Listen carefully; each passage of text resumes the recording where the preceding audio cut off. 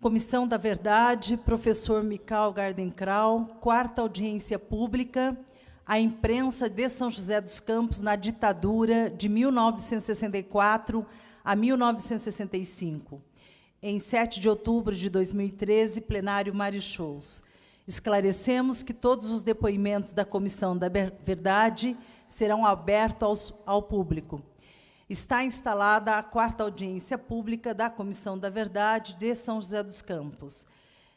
Gostaríamos aqui de registrar que está aqui presente os convidados dos familiares da Camila Gardenkrau, Maria Cristina Visoto Gardenkrau, que tem nos acompanhado, e também registrar a presença do senhor Fernando Rodrigues Nunes, que é do Sindicato da Construção Civil. Santos, queria que levantasse o Santos, ele vai depor numa das nossas audiências, mas foi preso político, teve preso junto com Lula, né? Tem várias matérias importantes, você vai vir depor aqui junto com a gente. Dizer que essa mesa está composta pelo vereador Tonhão Dutra e com os nossos companheiros de apoio da comissão, os 3 assessores, Luiz Paulo Costa, que também vai fazer o seu depoimento aqui no período da ditadura como jornalista, seu Ovídio, que é do MST, mas também foi preso político, esteve preso em Santos, e o seu Pedro Lobo, que ele tem uma luta importante e está historiada neste livro, Pedro e os Lobos. Hoje, inclusive, o autor desse livro está aqui. Vai falar para a gente também nesse período da ditadura. Nós vamos começar, temos aqui já os nossos convidados de São José, Roberto Wagner, nós estamos aqui também com o André Freire, que é do sindicato, e o Cursino, Cristóvão Cursino. Então, nós, com a palavra, Roberto Wagner.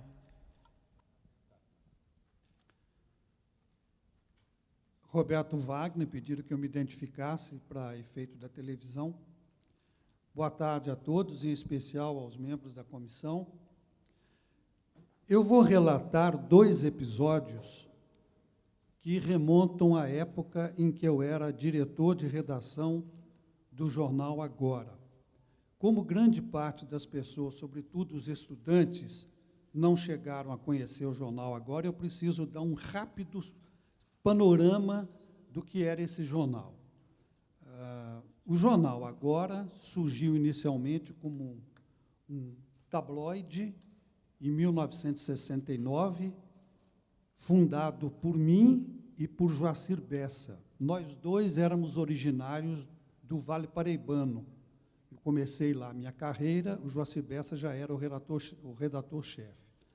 Num dado momento, eu já tinha deixado o jornalismo, estava advogando, o Joacir Bessa me convidou, nós criamos esse jornal que foi crescendo, foi ganhando corpo, e, a partir de 1971, passou a ser um jornal diário dos mais modernos do país, porque foi um dos primeiros jornais brasileiros impresso em offset, com condições gráficas excepcionais e com uma linha editorial extremamente independente. Esse cenário era preciso que eu desse a vocês, para vocês entenderem agora os 2 fatos que eu vou narrar. O Agora era, nessa época, o primeiro fato é de dezembro de 1973, ele era o jornal, não apenas o mais importante de São José dos Campos, mas do Vale do Paraíba, e um dos mais importantes de todo o interior do estado de São Paulo. Naquela época, 1973, era prefeito de São José dos Campos o coronel Sérgio Sobral de Oliveira, oficial da aeronáutica, que deixou a ativa quando passou à reserva como coronel, mas gostava muito de ser chamado de brigadeiro. Na verdade, ele era coronel e se aposentou com salários, com vencimentos de brigadeiro. Eu devo dizer que o Sobral teve até uma participação importante em nos estimular, a mim e aos meus sócios, porque na fase de diário, nós passamos a ter um 3º diretor, que era o Luiz Gonzaga Pinheiro, e o Sobral, como prefeito, eu quero fazer essa justiça, nos incentivou muito a termos coragem de criar um jornal naquelas condições de grande modernidade. Só que o Sobral era não só possessivo, mas também tinha laivos ditatoriais. E o nosso jornal tinha, desde o lançamento da fase de diário, eu vou ler depois aqui um documento, vocês vão ver que eu faço referência ao editorial que eu escrevi quando saiu o primeiro número do Agora Diário, nessa fase que eu disse moderníssima, em que a gente assumia um compromisso com a independência, com a isenção e com a verdade, e a gente dizia nesse editorial que o Agora não deixaria de dizer a verdade, ainda que a notícia dissesse respeito ao nosso maior amigo. E o Agora era fiel a isso. Muito bem. Naquela época em que o Sobral era o prefeito de São José dos Campos, na Câmara de São José, nesta casa, evidentemente num outro ambiente, só havia um vereador que tinha o atrevimento de se opor ao prefeito, de fazer oposição e de criticar o prefeito Sobral. Era um estudante recém-saído do Colégio João Cursino, chamado Robson Marinho. O Agora tinha até algumas críticas ao vereador Robson Marinho, na medida em que ele se comportava dentro da Câmara como se fosse o mais puro dos homens, apontava o dedo para todo mundo, etc., mas isso não impedia que o jornal tivesse absoluta isenção no noticiário que dissesse respeito também ao Robson Marinho.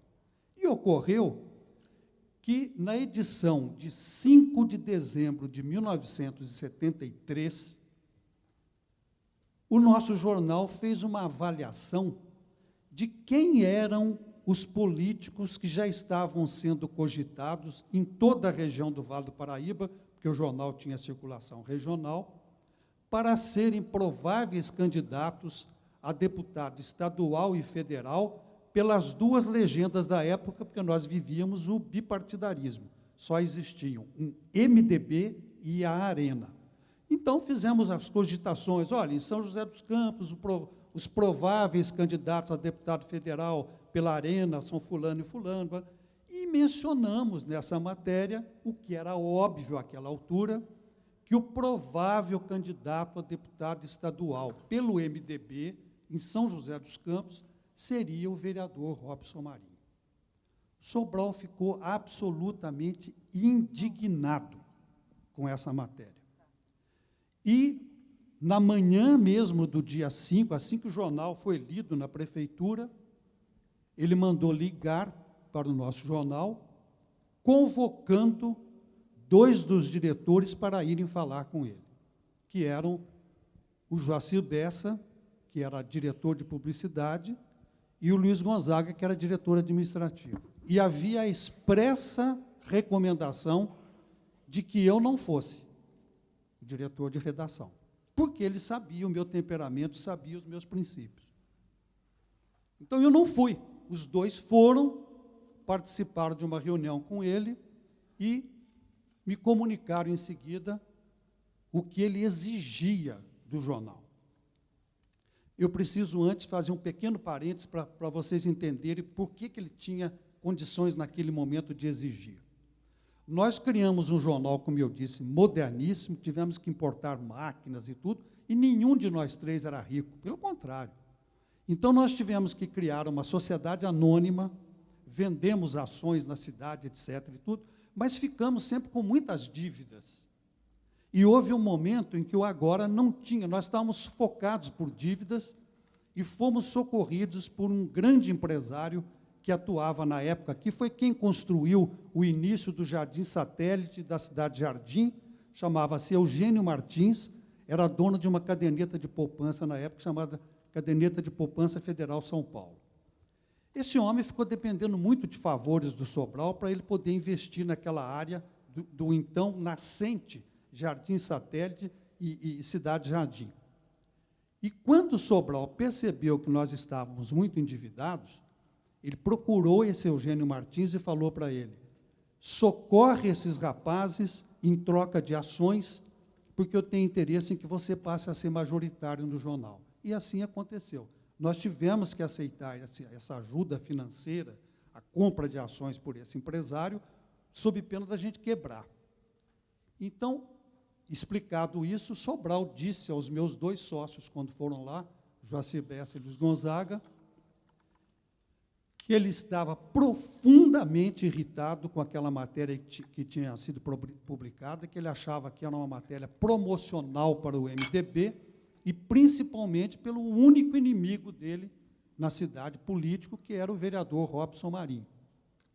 Diante disso, ele exigia que o jornal, a partir daquela data, não desse mais nenhuma notícia sobre Robson Marinho, com a seguinte explicação: nem que seja para criticá-lo. Eu quero que o nome dele desapareça do noticiário, eu quero que a cidade esqueça da existência desse rapaz. Infelizmente, os meus 2 sócios aceitaram a exigência e chegaram ao jornal me comunicando isso, porque o Sobral deixou claro que, se o jornal não se rendesse à exigência dele, ele chamaria aquele empresário Eugênio Martins, que era então majoritário nas ações do jornal. O Eugênio Martins convocaria uma Assembleia Geral de Acionistas e nós 3 seríamos alijados da direção do jornal. E isso me foi passado pelos 2. Eu disse a eles: olha, então vamos fazer o seguinte, eu me demito, vocês têm a minha demissão, vocês procurem outro diretor de redação, porque eu não vou fazer isso. De maneira nenhuma eu vou enfrentar a minha redação, que me tem respeito, e dizer para eles que tem um nome que não pode ser publicado no jornal. Isso contraria tudo que nós prometemos naquele editorial quando lançamos o jornal. Eu não faço isso. Aí ficou uma longa discussão, não vou entrar em detalhes, que seria tedioso, mas os 2 insistindo para eu ceder: Roberto, não faça isso, você é fundador do jornal. Eu falei: gente, não existe a possibilidade de eu permitir que seja quem quer que seja, prefeito, coronel, pautar o que o jornal pode ou não pode publicar. Eu não vou fazer isso, etc. E tal. Bom, eles voltaram à prefeitura e ficou, ao longo desse dia, um ir e voltar, em que eles diziam da minha posição. O Sobral ficava cada vez mais radical. Àquela altura, a ameaça de alijar da diretoria só dizia respeito a mim, porque, infelizmente, o Bessa e o Luiz, diante da circunstância, tinham concordado. E foi o dia inteiro esse vai e vem, até que, quando chegou à tarde, eles tinham criado uma alternativa para que eu não saísse, que era a seguinte: ficava criado o conselho editorial, composto pelos 3 diretores, e toda a matéria de cunho político, no final do dia, antes de ser publicada, tinha que ser submetida ao conselho editorial. Sempre que a matéria dissesse respeito ao Robson Marinho, os 2 votariam contra, eu votaria a favor, e, por decisão majoritária, nunca sairia a matéria sobre o Robson Marinho e eu manteria a minha posição. Eu falei: olha, vocês vão se desmoralizar perante a redação, porque eu vou ter que dizer a eles da existência desse conselho editorial que vocês estão criando, e eles vão saber dessa trama que foi feita. Bom, mas não tem jeito, etc. E tal, e assim foi feito. E eu ainda disse mais. Falei: olha, isso não vai satisfazer o Sobral. Eu tenho certeza que ele vai me obrigar a sair do jornal. Ele não vai aceitar a minha intransigência em não ceder à exigência dele. E, no final daquela tarde, eu levei em mãos a carta que eu quero ler para os senhores, que eu entreguei à chefe de gabinete dele, a senhora Terezinha Cojo, que está, felizmente, viva até hoje aqui em São José dos Campos. A carta dizia o seguinte: antes eu quero ter um momento aqui no final da carta, que eu faço uma referência a que eu nunca vou esquecer o que ele fez pela minha terra natal, que, por coincidência, é a terra também do vereador Tonhão Dutra, que é Paraisópolis. É que o Sobral ajudou, naquela época, a que a Erickson criasse uma fábrica em Paraisópolis. E eu era, por isso, muito grato a ele. A minha carta a ele entregue no gabinete na tarde do dia, fim de tarde, de 5 de dezembro de 1973, dizia o seguinte: Ilustríssimo senhor, fui informado hoje de que Vossa Excelência convocara para uma reunião em seu gabinete meus 2 sócios, diretores como eu do jornal Agora. A informação incluía o seu pedido para que eu não comparecesse à reunião.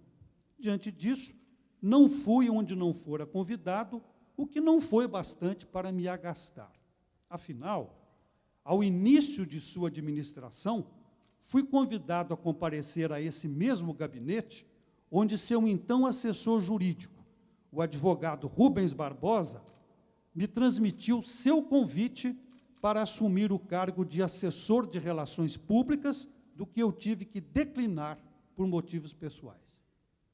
A reunião de hoje versaria sobre sua indignação com a notícia hoje publicada pelo Agora, sob o título, aspas, As definições políticas para as eleições de 74 no Vale, fecho aspas.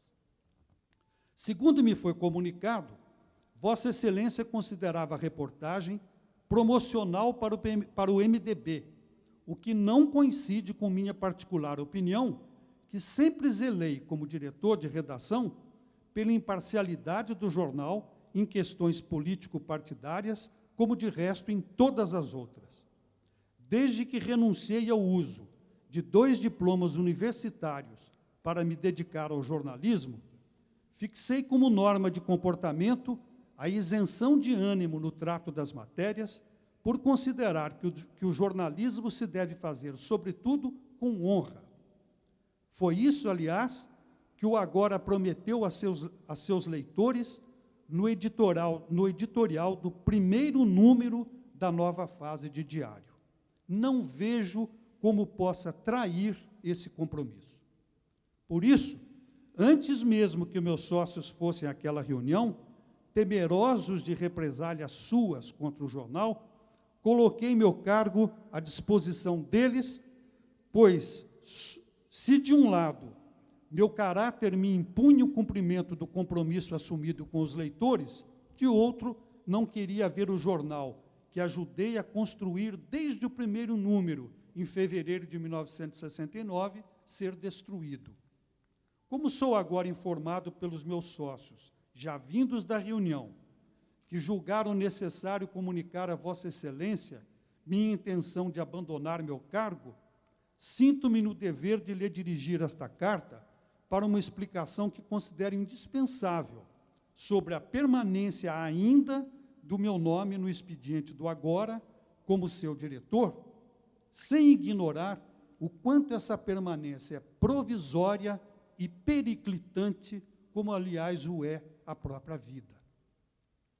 A explicação é que, insistindo em meus sócios para que eu permaneça, embora eu lhes tenha dito que a intransigência de Vossa Excelência, posta em confronto com os meus princípios, apenas adia a minha decapitação, propuseram-me que, de hora em diante, toda notícia ou reportagem política que esteja para ser publicada pelo Agora, só o será com os votos da maioria do Conselho Editorial, de que sou apenas um dentre 3 membros. Assim, adianto a Vossa Excelência que, enquanto vou ficando provisório e periclitante, mas honrado, sempre votarei pela publicação de reportagens como a de hoje, isenta, imparcial, honesta, sem sonegar informações ao leitor. Como diretor do Agora, ou porventura já decapitado, quando Vossa Excelência deixar a Prefeitura de São José dos Campos, eu o olharei com o respeito que se deve aos homens empreendedores, sem prejuízo das restrições que faça a alguns dos seus métodos. No todo, e apesar de tudo, havendo o que houver, não me faltará a lembrança de seus méritos de administrador, nem esquecerei o que fez pela minha terra natal. Minha esperança é que Vossa Excelência leve de mim, ainda que mesclado a um possível ódio, alguma migalha de respeito, se é que honra e caráter ainda são coisas de serem respeitadas na vida de um moço. Atenciosamente, Roberto Wagner de Almeida. Muito bem. Isso eu entreguei naquele final de tarde, na mão da chefe de gabinete do prefeito, e eu era recém-casado. Eu tinha me casado no dia 22 de setembro daquele ano, e esse episódio é de 5 de dezembro. Eu não tinha, portanto, nem 3 meses. E eu tive que me reunir naquela noite. Eu me senti no dever de comunicar à minha mulher a atitude que eu tinha tomado e que provavelmente me obrigaria a recomeçar a minha vida. Porque eu tinha certeza que eu não ia ficar no jornal. Sobral não ia aceitar. E eu teria que recomeçar a minha vida estando recém-casado. Ou eu reabriria meu escritório de advocacia, que eu tinha fechado há 5 anos atrás, para me dedicar só ao jornalismo, ou teria que procurar emprego em São Paulo, na imprensa de São Paulo, porque aqui seria impossível. A minha mulher, naquela ocasião, dia 5 de dezembro, diante disso, coitada, teve uma crise de nervos tão violenta que ela precisou ser atendida no pronto-socorro do Policlin. O que aconteceu foi que eu tentei fazer o máximo possível para que a redação não tomasse conhecimento do que estava acontecendo. Mas aquele entra e sai, aquela agitação toda, acabou vazando, principalmente quando eles souberam que eu tinha levado essa carta ao Sobral. Por isso, no dia seguinte, quando eu cheguei ao jornal para trabalhar, eu encontrei esse manifesto da redação, que eu também quero ler para os senhores. Esse manifesto tem uma data errada. Eu só vim a perceber isso muito tempo depois, porque no calor das emoções, não era hora de examinar data, né? Mas a data certa seria 6 de dezembro, vocês vão ver que ele se reporta ao fato de ontem, que era 5 de dezembro. Dizia o seguinte: Ilustríssimo senhor Roberto Wagner de Almeida, digníssimo diretor do jornal Agora.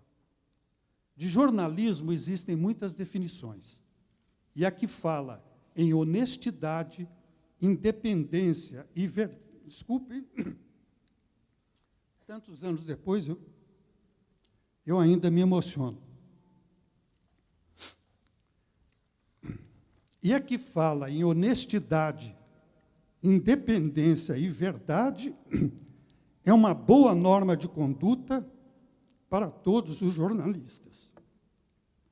E foi nesse sentido que ontem à noite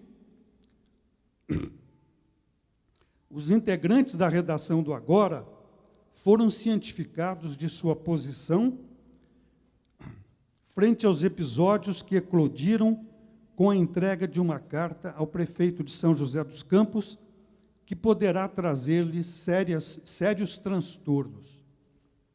Em solidariedade, os funcionários que subscrevem esta carta, dada a gravidade da situação, participam-lhe, que estão prontos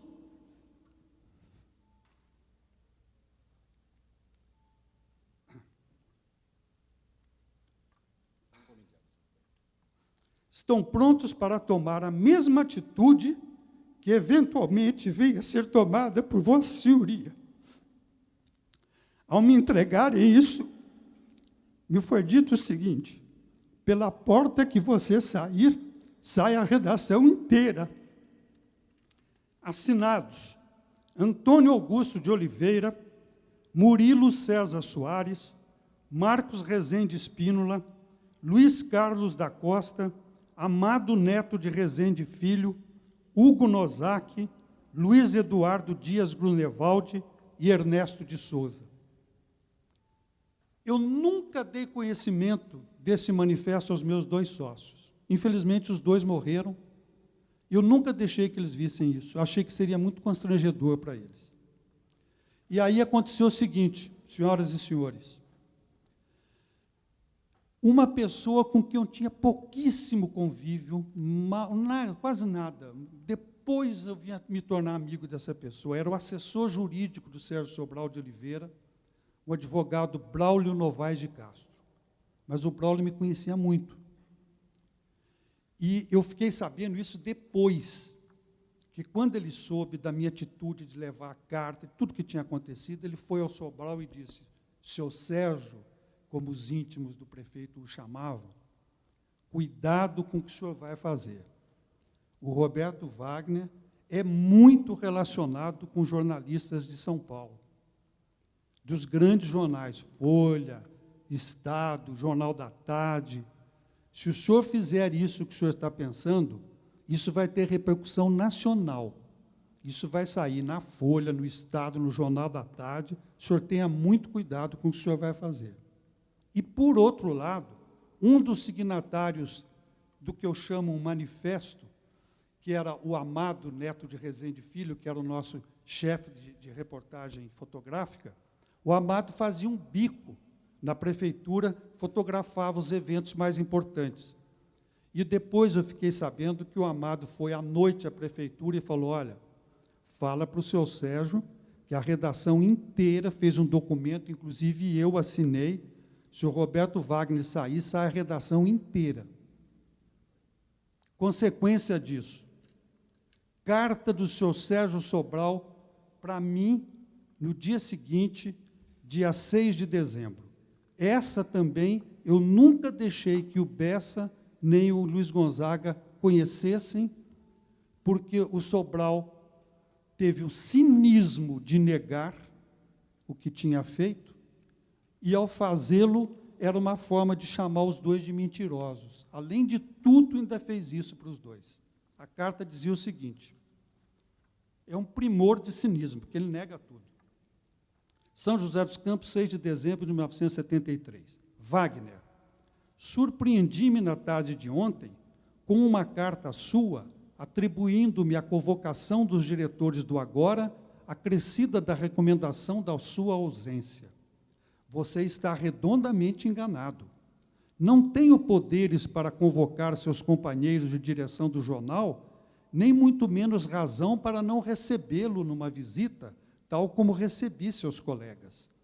Tenha ainda ciência de mais alguma coisa. Não sou homem de destruir. Assim, não aceito sua manifestação nesse sentido, embora ela não apareça com a clareza do propósito que o levou a usar o termo. Não sou também homem de coações, até parece. Sou franco e leal na defesa do ideal pelo qual me faço soldado, principalmente quando estou a tratar com aqueles que se puseram comigo no bom combate. É por ser assim que não escondo minhas mágoas. Não sou também homem de decapitação, posto que estes atingem pela nuca, e minha vocação, mercê de Deus, é sempre estar de frente com os quais me entendo ou discordo. Não sou, tenha certeza, homem de ódios. Acima de tudo, por zelar pela minha dignidade, não desrespeito a do meu semelhante, e justamente por isso, em instante algum, pensei em vê-lo despojado de suas convicções, mesmo não as apoiando. E por assim entender que por temperamento... É por assim entender que, por temperamento, em casos como este, quando vejo pessoas que estimo em comportamento que conflita com minhas opiniões, deixo de tomar a iniciativa de diálogo. Não por não querê-lo, mas adoto essa posição porque respeito a opinião que não aplaudo. Quanto às normas de comportamento que vocês hajam estabelecido para a condução do jornal, entendo que o assunto é de alçada interna e particular de vocês, diretores, e nele não me cabe nenhuma intromissão. Agora eu peço muita atenção dos senhores para a frase final dessa carta, porque eu tive que reler inúmeras vezes, porque eu não acreditava no que ele tinha escrito. Prestem atenção do absurdo com que ele termina essa carta.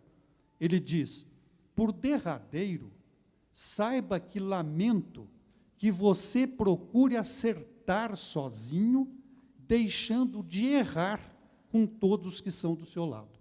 Ele queria que eu errasse. Ele reconhece que eu estava certo. Eu não entendo como... A carta dele, vocês vão de convir, é cínica, é mentirosa, mas é uma carta bem escrita. Como é que ele termina com essa frase burra? Desculpe a expressão, mas é burra. Eu vou repetir porque é inacreditável. Por derradeiro, saiba que lamento que você procure acertar sozinho, deixando de errar com todos os que são do seu lado. Sobral, Sérgio Sobral de Oliveira.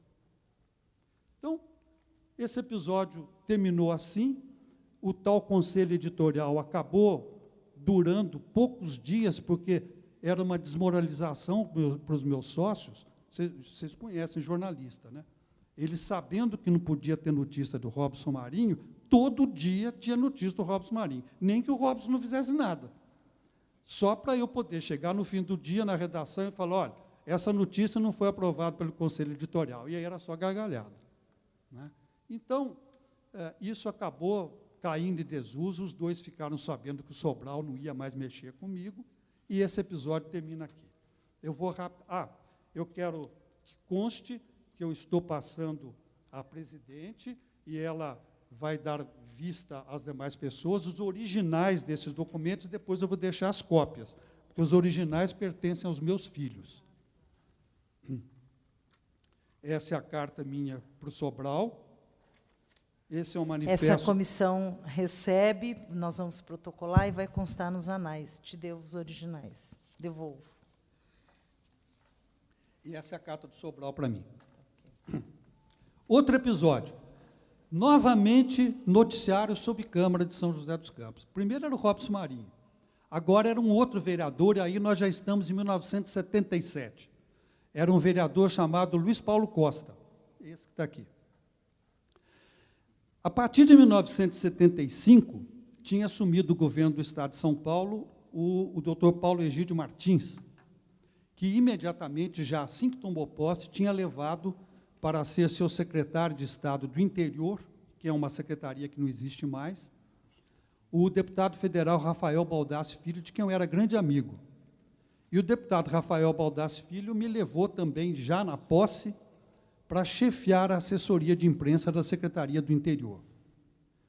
Devo dizer a vocês que foi, para mim, uma experiência fantástica, porque, enquanto eu estive nesse cargo, eu tinha a oportunidade de conviver com a nata dos jornalistas de São Paulo, dos jornais, da televisão, etc., porque eu era o assessor do secretário que era chamado pela própria imprensa à época de supersecretário, porque o Paulo Egídio tinha passado para a Secretaria do Interior, a SECAP, que fazia casas, a COTESP, que cuidava de telefonia, Caçapava, por exemplo, a telefonia da COTESP, a SUDELPA, que era uma espécie de governo do litoral de São Paulo inteirinho, e o CEPAM, que dava assessoria jurídica para prefeitos e vereadores. Era uma super secretaria. E eu estava lá chefiando a assessoria de imprensa. Fiquei lá um bom tempo. Nessa época, o prefeito aqui era Edinardo de Paula Santos, que tinha sido indicado, na verdade, imposto pelo general que comandava o batalhão de Caçapava,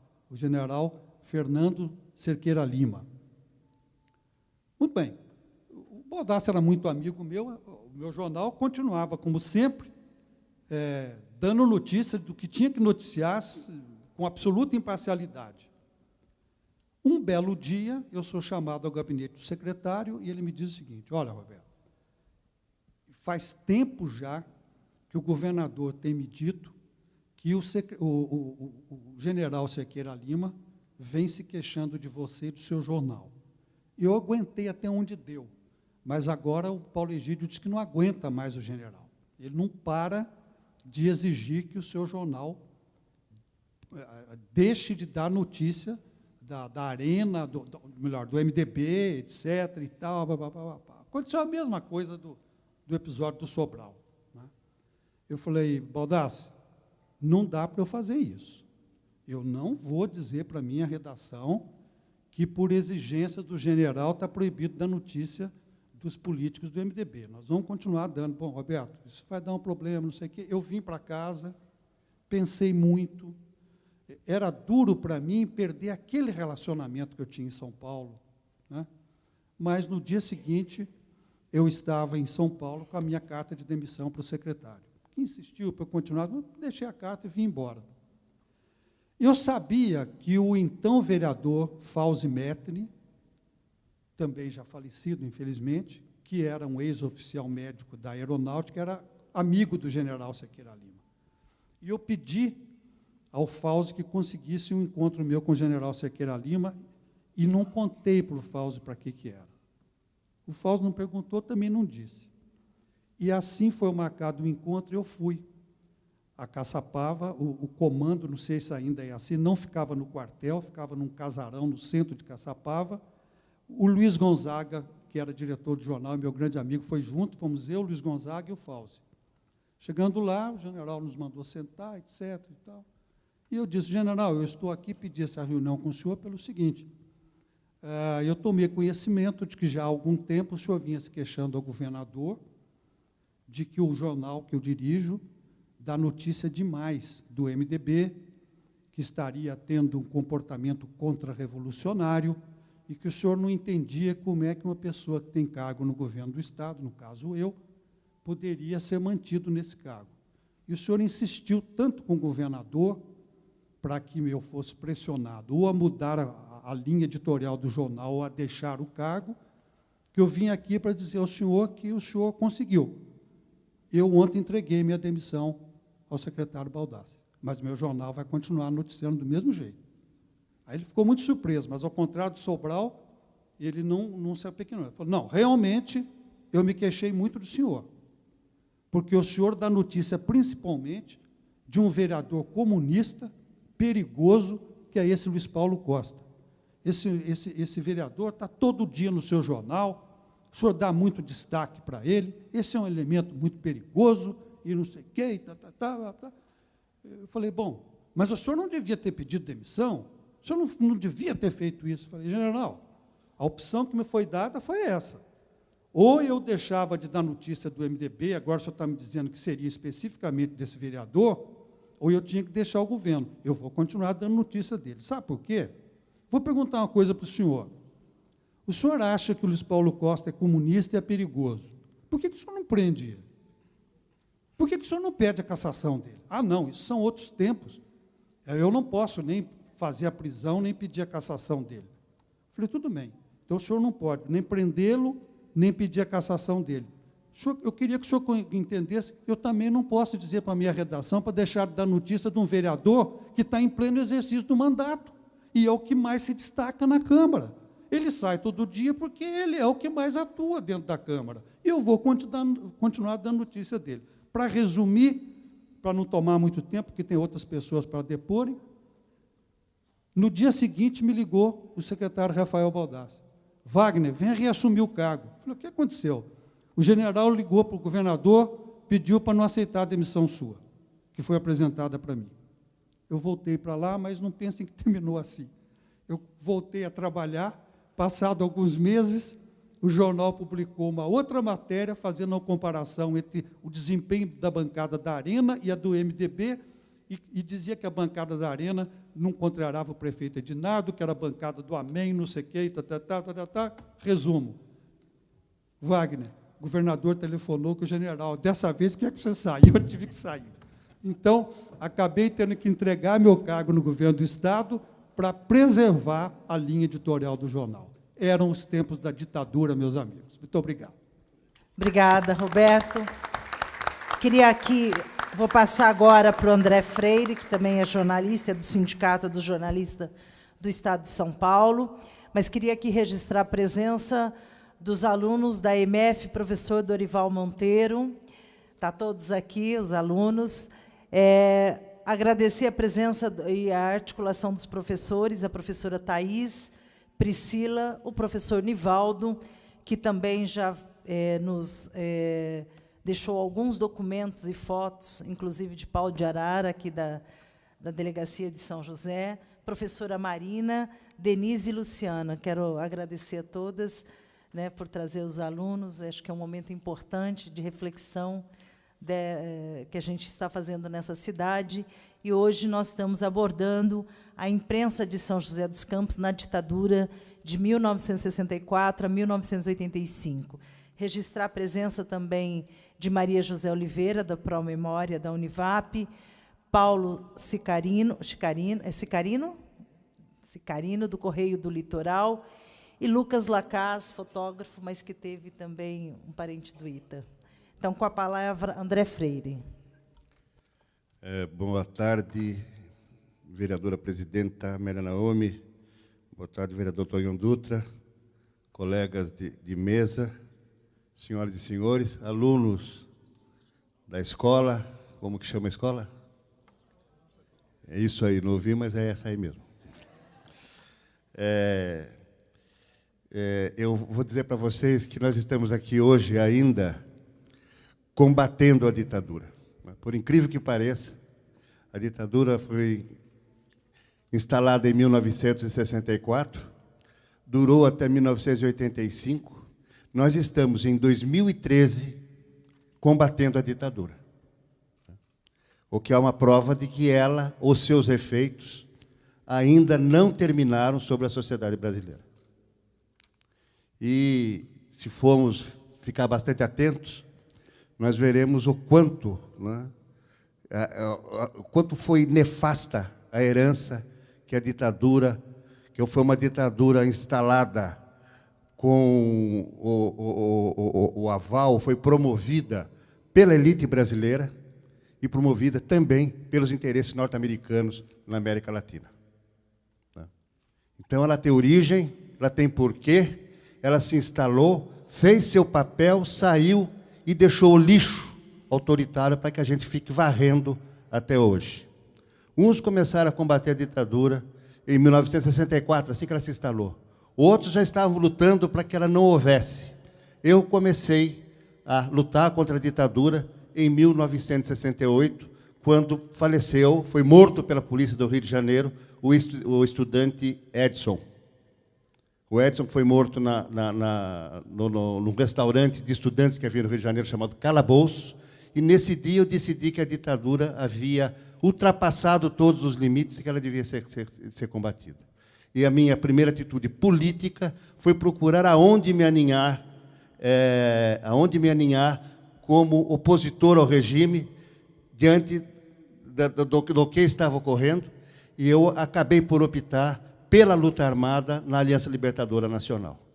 Então, a minha entrada na política, em começar a perceber a sociedade, foi quando eu entrei para efetivamente combater a ditadura, e eu não estou dizendo que estava certo ou que estava errado em fazer essa opção, mas a minha entrada foi pela porta da Aliança Libertadora Nacional, que era dirigida, comandada pelo comandante Marighella, que depois foi morto pela ditadura. Eu acho que esse interesse pela política nos leva ao interesse pela imprensa, né? Eu acho que, quando nós começamos a nos perceber, né, acho que todo jornalista, seja ele qual for, de qual tendência ideológica for, ele acaba optando, né, ele acaba fazendo a opção de ser jornalista, porque ele percebe a sociedade, ele é uma forma de atuar na sociedade, é uma forma de interagir com a sociedade, ou pelo menos de conhecê-la melhor, porque ele se coloca num centro nervoso da informação, onde a sociedade passa como notícia, passa como fato social, né? Então, eu comecei no jornalismo em 1971, no antigo Vale Paraibano, um Vale Paraibano que tinha 4 páginas nos dias de semana e 6 aos sábados e domingos.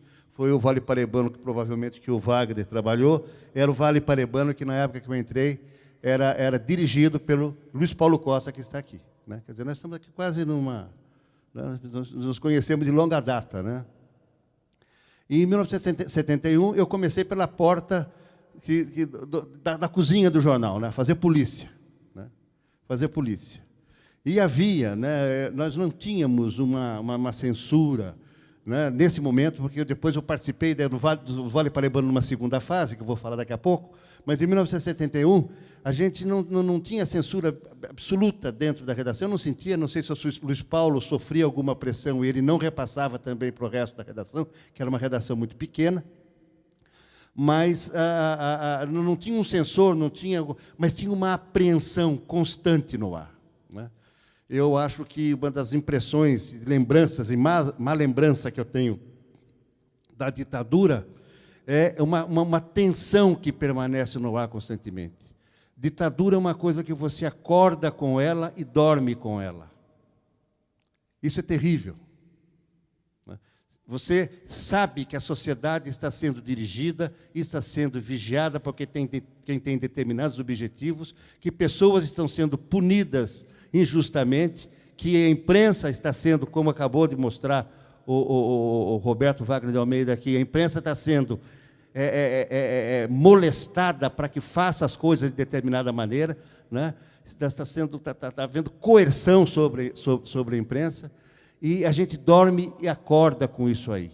Acorda com o medo de falar a verdade, com medo de ser um ser público, né? E dentro da redação, nós tínhamos sempre essa tensão constante, né? Eu me lembro,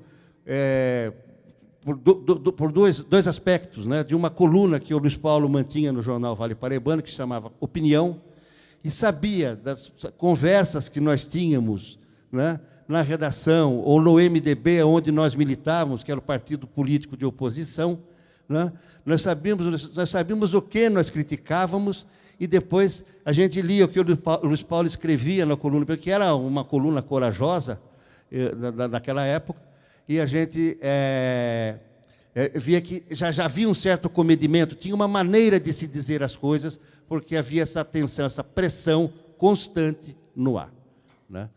Então, eu me lembro de um fato, quando eu fazia polícia, como se escondiam fatos da sociedade e que a gente, o jornalista era afastado desses fatos. Eu estive uma tarde, como eu ia todas as tardes, à delegacia de polícia, que era uma das fontes, e talvez a única fonte que nós tínhamos, né, para fazer o noticiário policial, que eram os boletins de ocorrência, os famosos BOs, né? E não havia nada, estava tudo normal, um roubo de bicicleta, roubaram uma galinha, houve um assalto no Jardim Paulista, qualquer coisa desse tipo assim, que era muito comum e corriqueiro. Mas em cima da mesa de um escrivão de polícia tinha uma pasta amarela de um inquérito, de um flagrante feito dentro do CTA de tráfico de entorpecente. Eu não tive dúvida, tasquei E era um momento engraçado que o governo do ditador Médici, né, fazia uma campanha absurda contra a droga.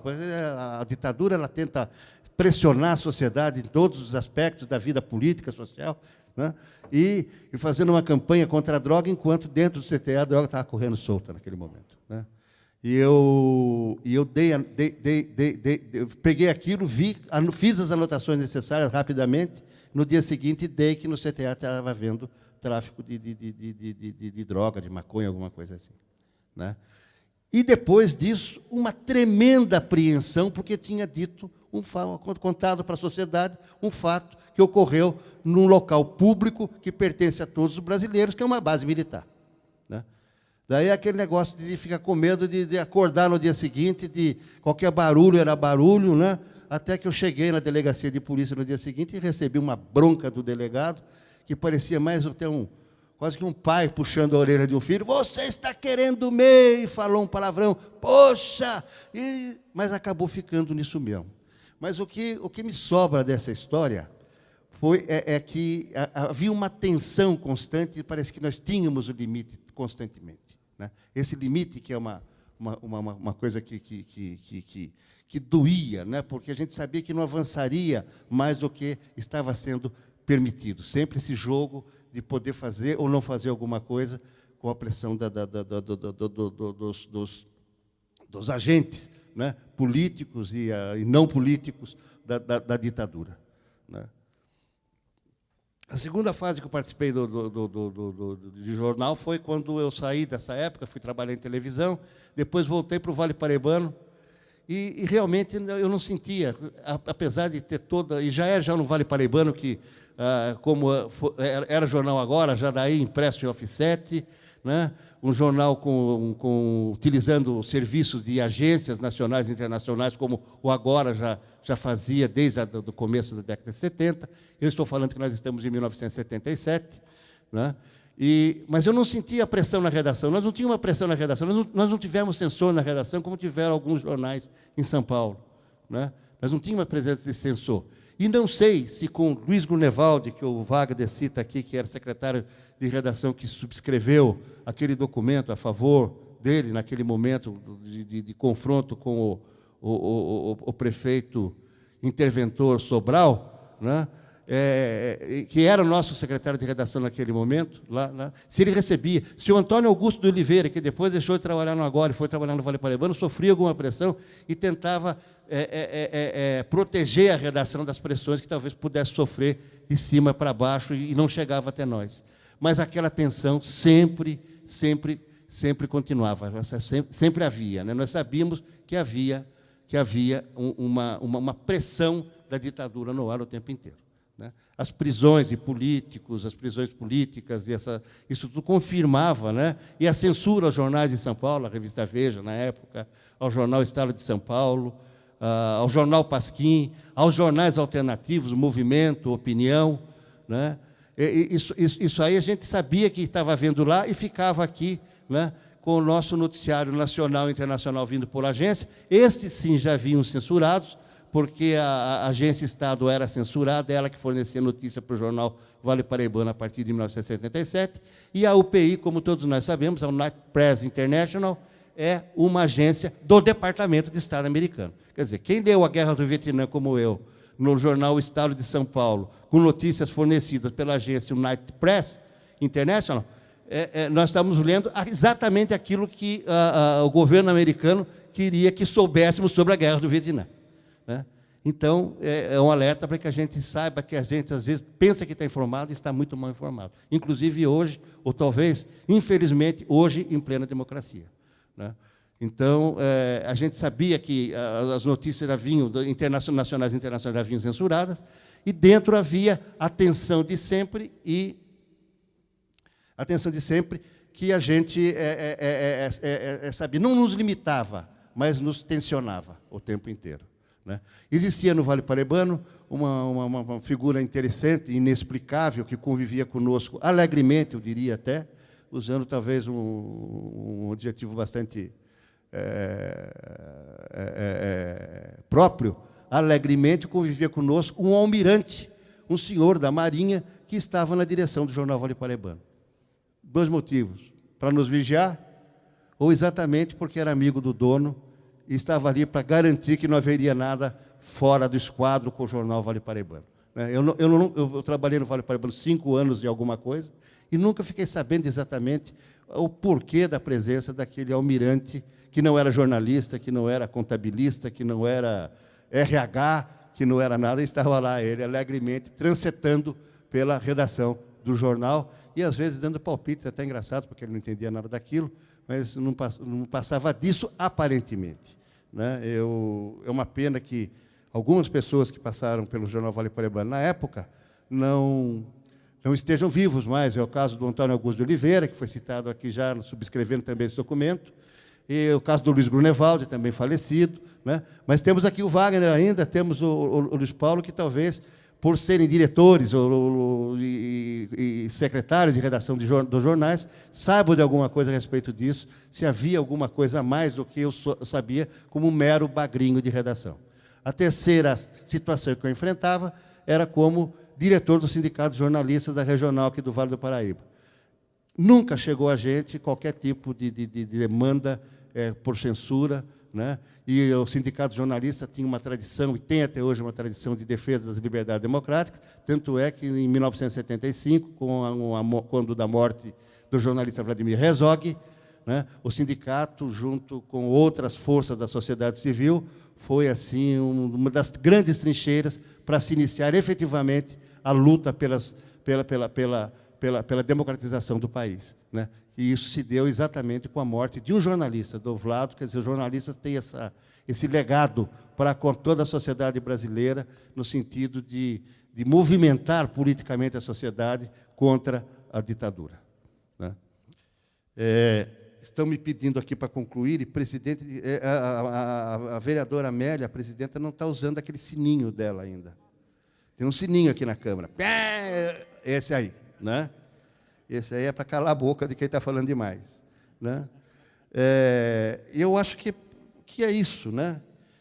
que é isso que nós temos que dizer até o momento, mas que a ditadura permanecia, ela permanecia, né? Ela permanecia sempre, né? Com pressões mais diretas, como o Wagner cita aqui, né? Ou com outras pressões que nós não sabemos o que é, ou com censura que já vinha do noticiário que nós utilizávamos aqui na cidade. É isso aí, presidente. Muito bem. Nós, antes de passarmos para os próximos para falar, nós vamos pedir para que a TV faça um breve intervalo. Queria aqui registrar e agradecer bastante aqui o LAC, né, que está aqui. Depois, se vocês, os estudantes, forem até a Bienal do livro, acho que todo mundo recebeu um cartão, né? Comprar esse livro, ele está aqui hoje à noite, ele vai estar lançando e autografando Pedro e os Lobos, né? É bem importante, os anos de chumbo na trajetória de um guerrilheiro urbano, que é o seu Pedro Lobo. Não receberam?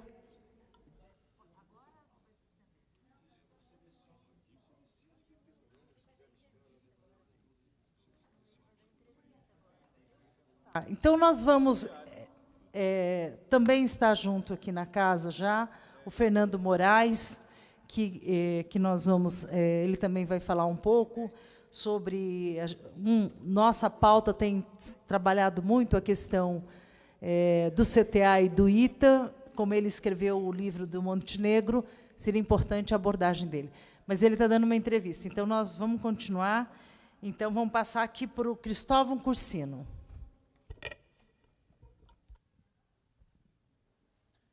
Boa tarde a todos. Gostaria de cumprimentar a presidente Amélia Naomi, o vereador Tonhão Dutra, o jornalista Wagner, o jornalista Luiz Paulo Costa, André Freire, toda a mesa, os convidados e os estudantes. Eu tenho 57 anos, não sou um produto, sou um cidadão pós-64, e o meu pai tinha uma pequena tipografia e publicava um jornal. Então, este é o meu depoimento. Meu pai chamava-se José Antônio Cursino, conhecido como Nenê Cursino. Foi empresário gráfico. Atualmente, eu sou editor de livros e sou empreendedor cultural. Administrei a empresa que eu herdei do meu pai por 35 anos. Meu pai nasceu em Paraibuna, em 1906, e veio para São José dos Campos com 1 ano de idade. Tinha pouca instrução, mas um grande coração. De origem humilde, começa a trabalhar muito cedo para ajudar no sustento da família e logo se emprega na tipografia do Silvio Guizão. Mais tarde, em 1928, acabaria comprando-a como parte dos recursos que conseguiria como atleta de futebol jogando pela Associação Esportiva São José e Esporte Clube. Fico contente e agradecido por ser chamado para falar nesta comissão tão importante, que ajudará e muito a trazer luz a um período importante de nossa história como nação e, mais precisamente, como nossa cidade.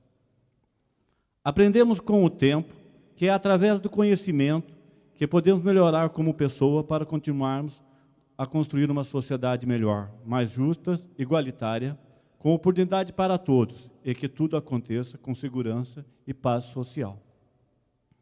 Aprendi, desde muito cedo, que o povo que não respeita seus valores e preserva sua cultura não aprende com o passado, não tem futuro e está fadado ao esquecimento e ao desaparecimento.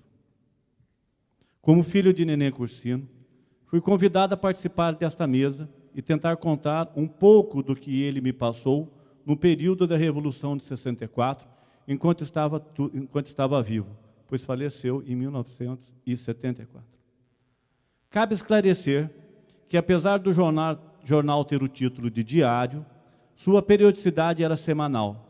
A produção era tipográfica, ou seja, tipo móvel, aquele inventado por Gutenberg, onde a composição e a montagem era feita letrinha por letrinha. A impressão era em uma máquina Minerva Catu de fabricação nacional. A empresa eram meu pai, o tipógrafo Sebastião Maia e, às vezes, um impressor. E contava com uma série de amigos e colaboradores. A tipografia do jornal também fazia serviços comerciais.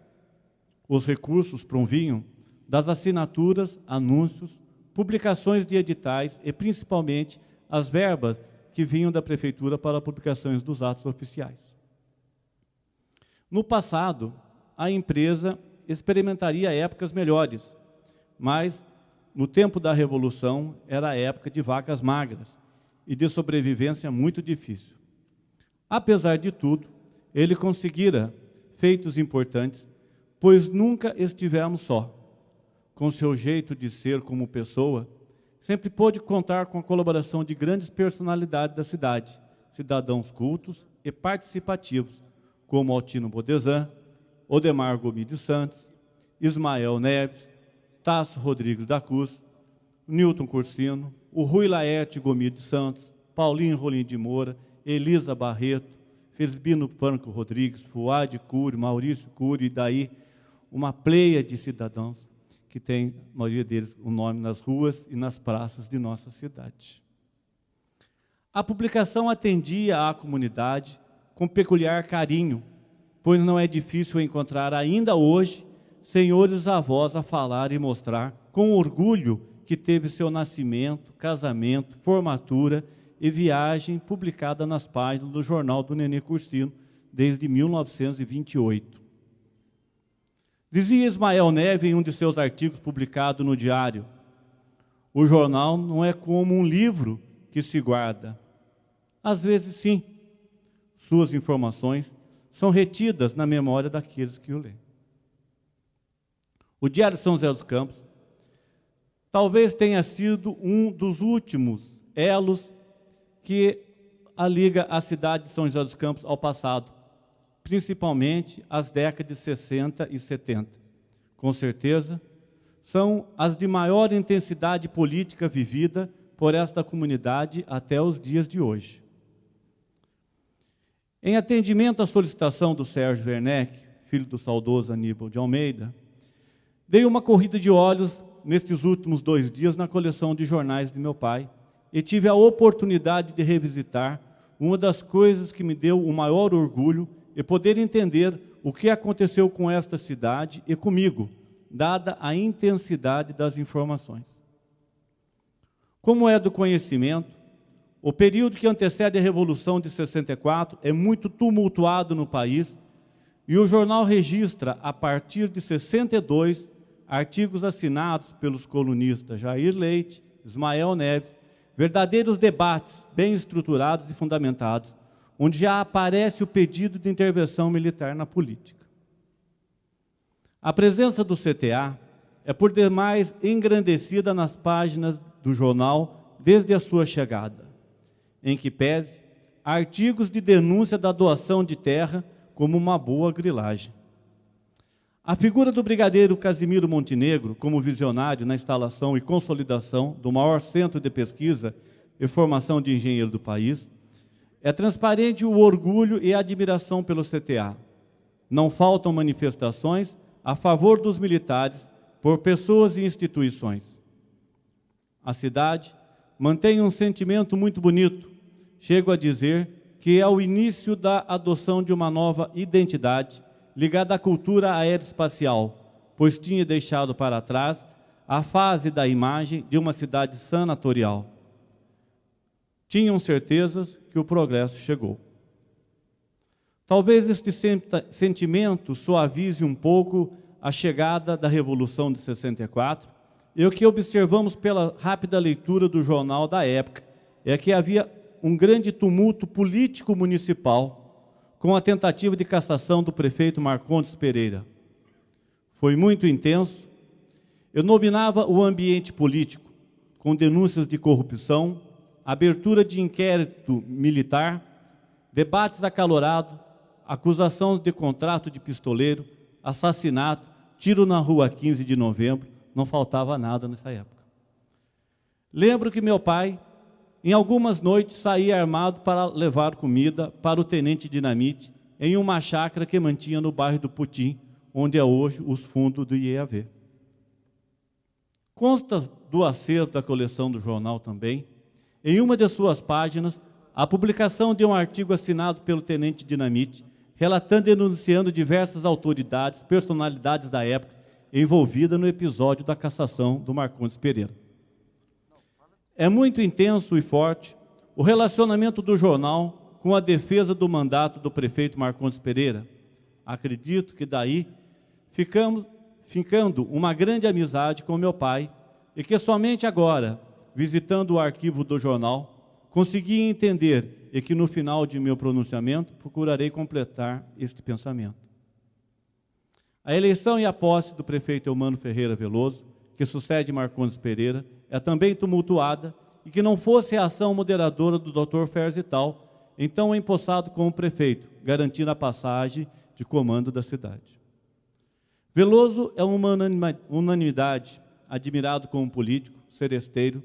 Acho que até hoje um privilégio a cidade de São José dos Campos ter sido administrada por ele.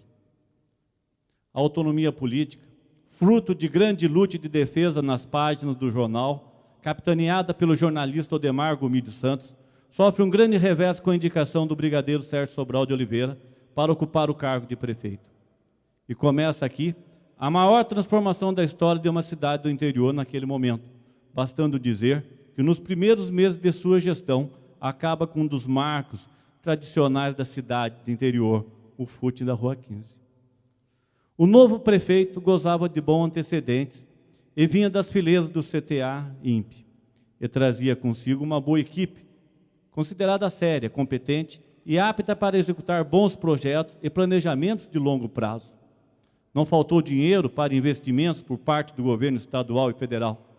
Instalaram-se ou ampliaram-se em menos de 2 anos mais de 10 grandes indústrias.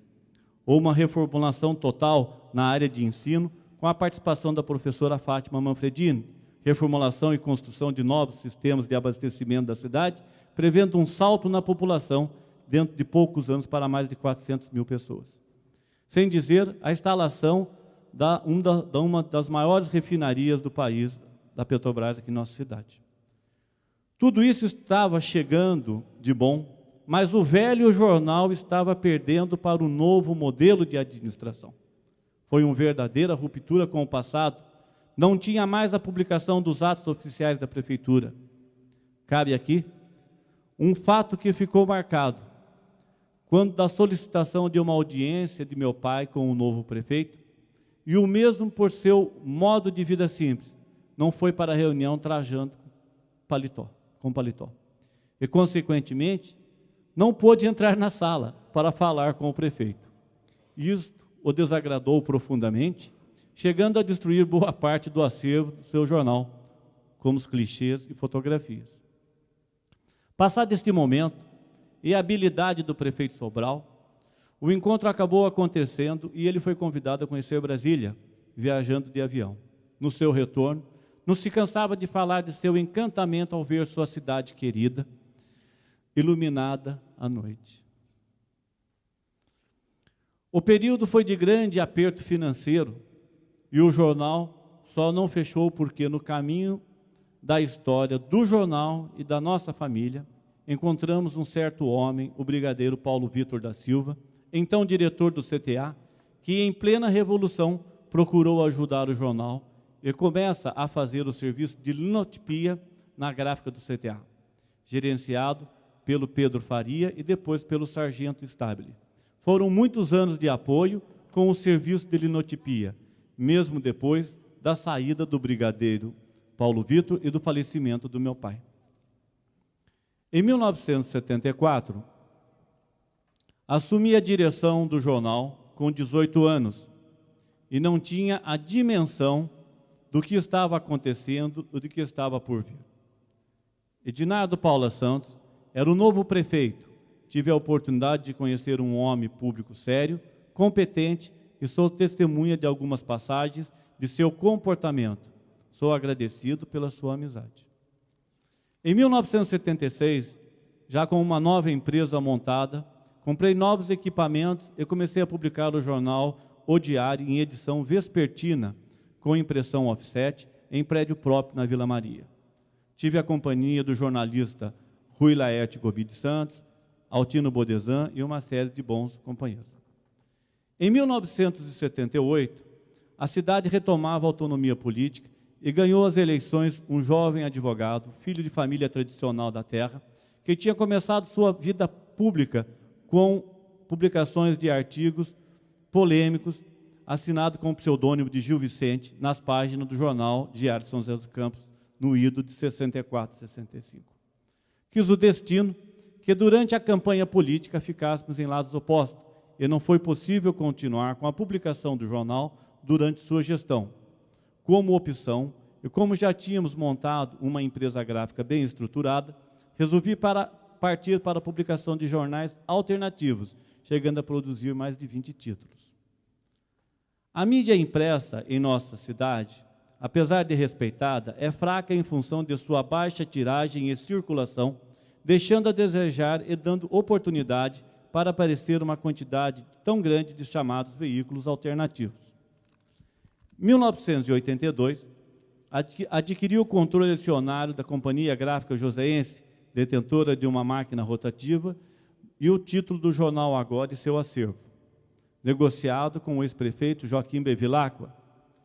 O jornal Agora surgiu no ano de 1969 e durante a década de 70, como uma das grandes conquistas desta cidade, pois ela vivia um novo momento e precisava de um moderno veículo de comunicação. E ele entrou para a história como um grande feito da imprensa nacional. O sonho de voltar a publicar o jornal, efetivamente diário, moderno, era como a realização do compromisso assumido desde quando comecei a trabalhar com tenra idade. Vou voltar um pouco no tempo dos idos de 68 e 69. A tipografia ficava na rua Rubião Júnior, ao lado da padaria Estrela, onde pela primeira vez tive o contato com uma cena sobre a Revolução de 64. Assisti à prisão de um desconhecido por agentes do DOPS em frente ao jornal. No exato momento, o advogado Fernando Delgado, que sem qualquer questionamento foi atrás para ajudar e libertar este cidadão que estava sendo detido. Tive uma outra passagem. Meu amigo de colégio, sócio da empresa Carimbex, Roberto Dias Lima, foi levado para o DOPS São Paulo e fui atrás dele no prédio da estação do Parque Dom Pedro, fazer questionamento, sua prisão. Felizmente, poucos dias depois, ele estava de volta. Em 1984, retomei a publicação do jornal Agora, na companhia do jornalista Joacir Bessa e um de seus fundadores. Também estavam presentes nessa nova maratona o jornalista Wagner Mateus, Laerte Gomi de Santos, Jorge Lemes, Edna Petri, Avelino Israel e algumas dezenas de funcionários.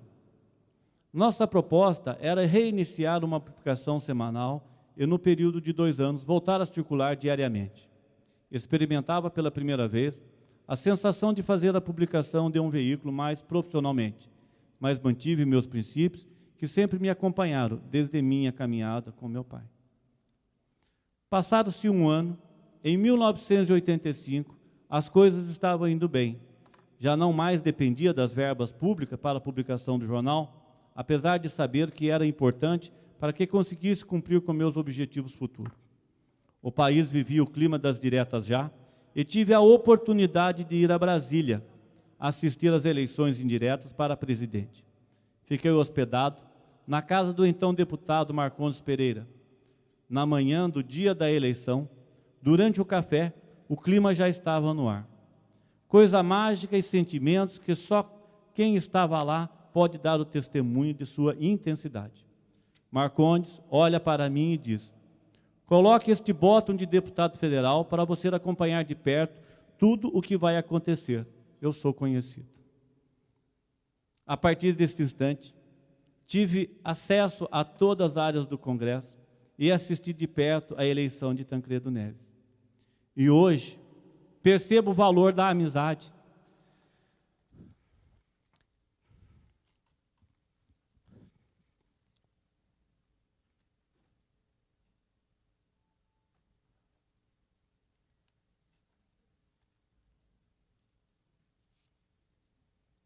Desculpa.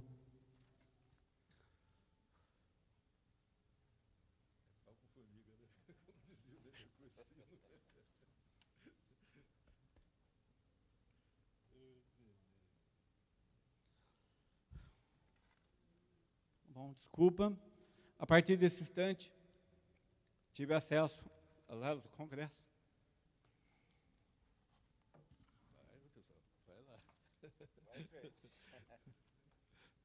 A partir desse instante, tive acesso a todas as áreas do Congresso e assisti de perto a eleição de Tancredo Neves. E hoje percebo o valor da amizade entre o ex-prefeito Marcondes Pereira e o meu pai, Nenê Cursino, dono de um pequeno jornal do interior.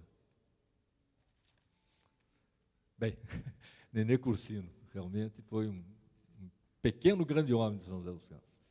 Eu, jornalista, certo? O Cristóvão não sabe disso, mas a primeira coluna que eu tive foi com 14, 15 anos, escrevendo no Diário de São José dos Campos, Nosso Cantinho, era o Nosso Cantinho. E o Sebastião Maia me ensinou a mexer com o punidor e colocar tipo por tipo, então eu escrevia e compunha. Certo? Então eu mesmo compunha na oficina ali, na Coronel Monteiro, certo? Coronel Monteiro com a Paul Harris, né, que era na época, certo? Compunha ali a minha coluna, certo? Mas Nenê Cursino realmente foi uma pessoa espetacular, certo? Um homem que tinha um coração, não sei, que não cabia dentro do corpo dele, certo? Era um coração imenso, certo? E ouvindo aqui o Cristóvão Cursino, seu filho, falar aqui, parecia que eu estava ouvindo o Nenê Cursino, certo? Porque é o mesmo estilo, é a mesma linhagem, certo? E a mesma maneira de realmente encarar as situações todas, certo? Com esse otimismo e com essa coisa. Mas parabéns, Cristóvão. Presidente, agradeço. Eu só para um minuto só para concluir, agradecer ao Luiz Paulo, pedir desculpa aos senhores, aos estudantes, e dizer que, quando eu tinha 14 anos, hoje eles estão aqui com a professora, 14 anos, eu matava a aula para assistir sessão de câmara. Então, mas, de tudo isto, quando eu falo que eu sou um pós-64, é o que fica, né? Eu sempre me envolvia nas atividades em defesa da cultura da cidade. Em 1985, nós começamos a perceber também a perda de grandes cabeças indo embora de São José dos Campos e sempre questionamos o desmantelamento do CTA. E chegamos a montar uma ONG que chama da Associação Brasileira de Cultura Aeroespacial, justamente para defender essa cultura que está em São José dos Campos. A passagem desse movimento de 64 não pode e não tem o direito de destruir qualquer conhecimento e qualquer avanço que essa sociedade conseguiu. E cabe a nós, cidadãos, deste período, agora que estamos vivendo, a manter a dignidade do nosso povo, sem perder a vista no passado, entendeu? E da herança que tudo que nós conquistamos. Meu muito obrigado e peço desculpa mais uma vez, presidente. Imagina.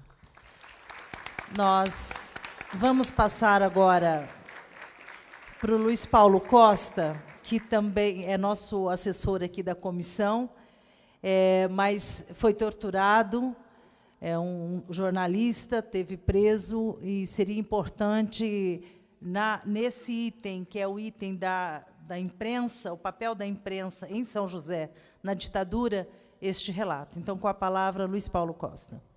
Bem, boa tarde a todos, né? Luiz Paulo Costa. Eu comecei no diarinho do Nenê Cursino, como eu já falei, com 14 anos, como punidor, o Nenê disse, faça a coluna sua aí, pode fazer. Então, toda semana saía uma coluninha minha lá, Nossos Cantinhos, certo? Eu publicava umas notas lá, né? E realmente foi o meu início. Mas eu realmente, muito cedo, naquela época, a gente já começava a batalhar, né? E eu fiz um processo seletivo, certo? No CTA, no departamento de publicações do CTA, que era a gráfica do CTA, e passei no processo de seleção e fui admitido com 14 para 15 anos, certo?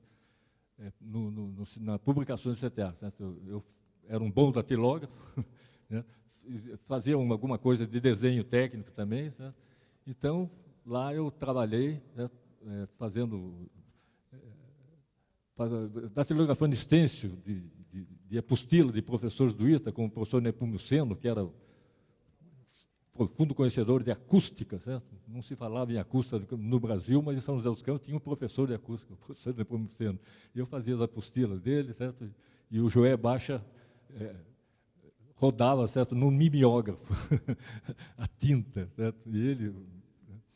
Mas dali fui para relações públicas e para redigir noticiários, certo? Releases de atividades do CTA, e em especial do CAD, do Centro Acadêmico Santos Dumont, dos alunos do ITA, que tinha muita atividade cultural, né?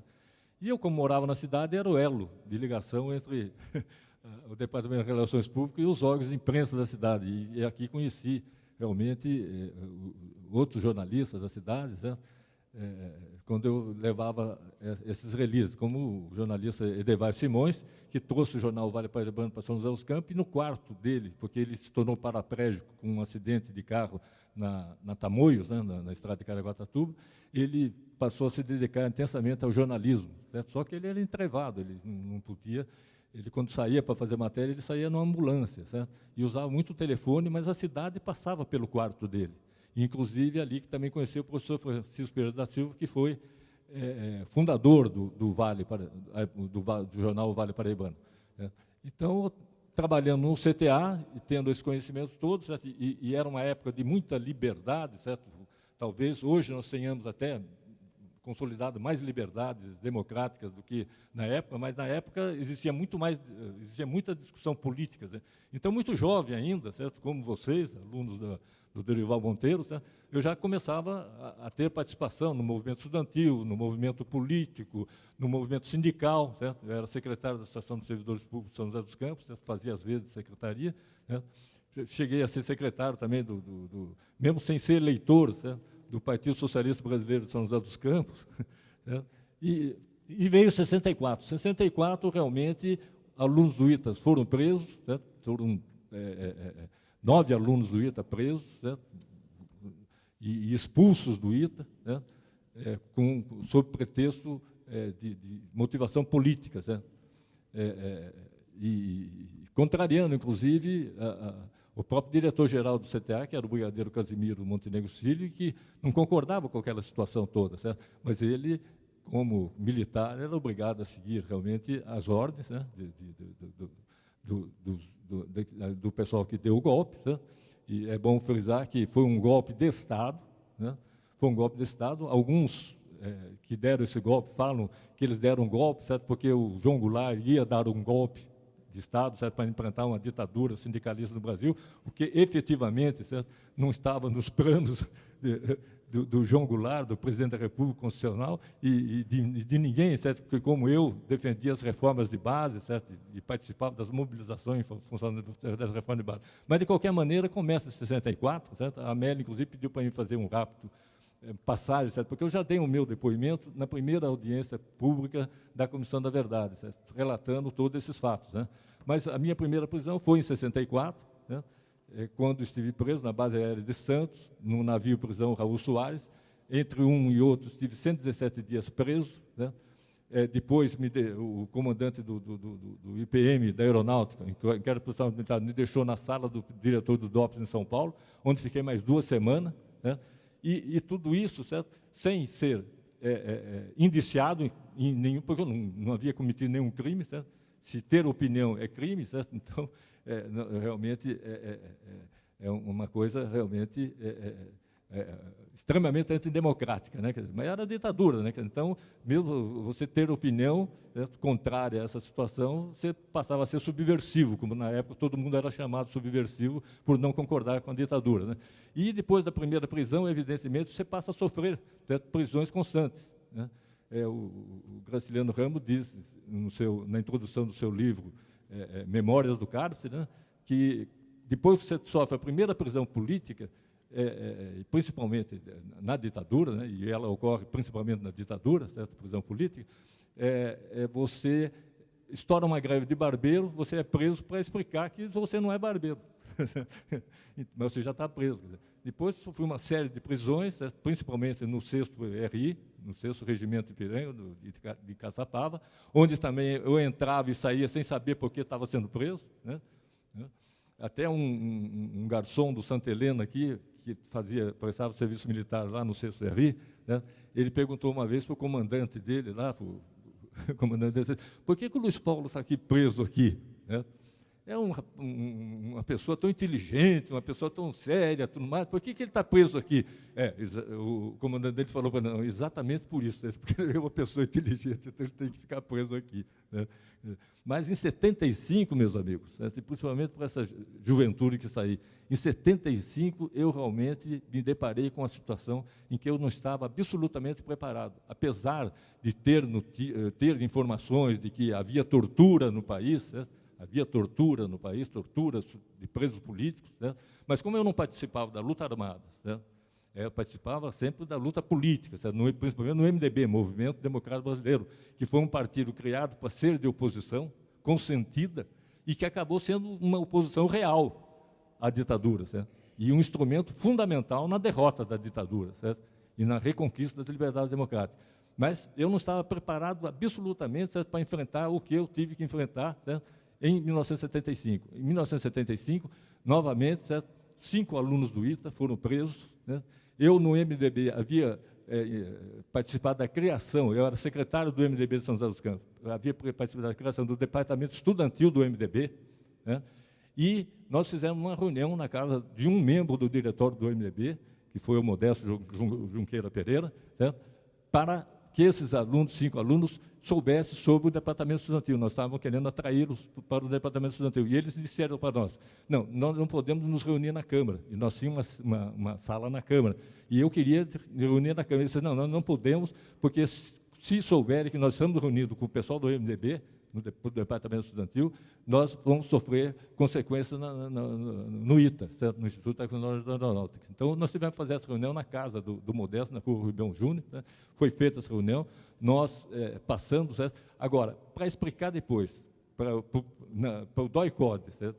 Que já era um órgão, certo, de repressão institucionalizado junto às Forças Armadas, em São Paulo, principalmente o 2º Exército, né, que era uma reunião do MDB, do Departamento Estudantil do MDB, né, realmente, esses 5 alunos foram presos, né, levados para São Paulo, torturados, certo, e eles tiveram que admitir, certo, que era uma reunião do Partido Comunista Brasileiro, de tentativa de organização do Partido Comunista Brasileiro, e não uma reunião para se discutir a questão de participação no Departamento Estudantil do MDB de São José dos Campos, do qual eu era secretário, né.